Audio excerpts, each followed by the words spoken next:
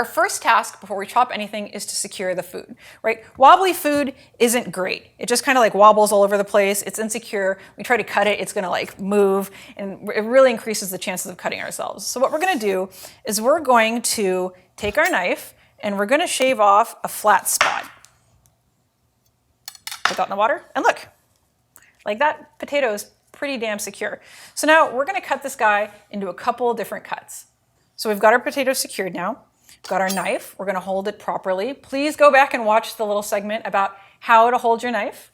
We've also got our cutting board secured with our little grippy thing, or actually in this case it's a wet paper towel, but it's not gonna go sliding. We've got our hand in the claw. So I've got our knife, we've got our claw, we've got our board secure, we are all set to begin. So the first thing we wanna do, since we're gonna start with sticks, is we're gonna cut this potato the long way. So we're gonna start this by cutting even slices this way. So we're gonna do big sticks, so we're gonna do about 1/2 inch. So we're gonna make a 1/2 inch slice here, another 1/2 inch slice, another 1/2 inch slice. And the goal here is evenness. The bigger goal is actually to not cut yourself. So don't try to like race through this and be like a ninja in the beginning, because you'll just cut yourself and be really sad. Got another 1/2 inch slice. And now when you get to this end, this side can get kind of wobbly. And that's true for almost any vegetable. Like you don't want to cut like this, because if you look at this, like the side here is really sort of loose, right? So if you're cutting this way and it's cutting toward your hands, if it slips, the knife is going to cut toward your fingers, which is awful. That's not the thing you want to do. So you want to turn it around so the sloping downside is always facing away from your fingers. So if the knife slips, and this is particularly the case with carrots or anything that's really, really hard, if the knife slips, it slips away from your hands. So we're just going to start from this other side and go, and another 1/2 inch slice. Now we've got a perfectly sliced potato. Now what we're going to do is stack these up in order that they came in, which is a little bit easier. And we are going to cut them into sticks. Now, we're gonna do 1/2 inch again. So we're gonna make a 1/2 inch slice right here. You have to be mindful, because potatoes and most vegetables are actually really slippery. So they might kind of slip around again. So you don't want to apply too much pressure like this, because they'll just like push them off. You want to apply enough pressure to hold them in place, but not so much that they start to slip around. You also want to keep them even right here. So you're going to see like the face of these potatoes. You want to make sure that they're flat, because if one's sticking out, then it's going to be bigger than the others, and we don't want that. Let's make sure they're flat. We've got our claw, got our knife. We're going to do another 1/2 inch. Ta-da! And we're going to do, and they may stick to your knife. That's fine. You can actually cheat a little bit and use that as like your 1/2 inch guide. You can just stuck to the knife, you can just line it up to the edge and slice there. And they'll push themselves off. And as they pile up, you can move them.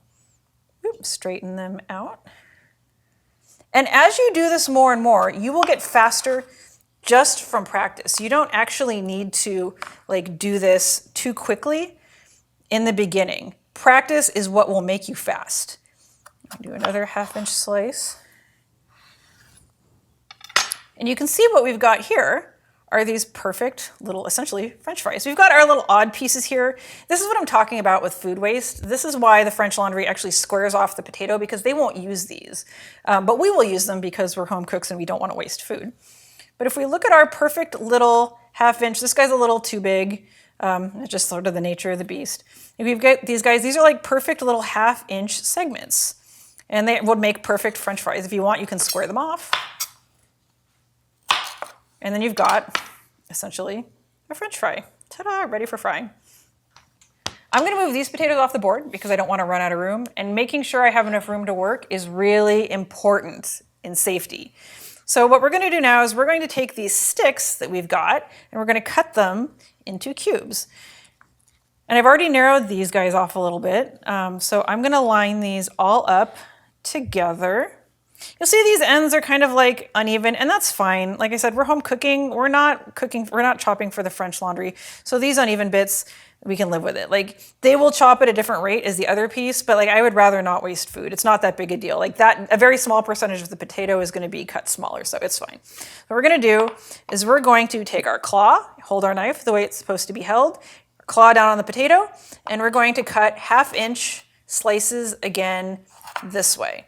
We're going to keep slicing Keep slicing. These guys are going to be a little thinner because they were uneven, so we're going to get them out of here.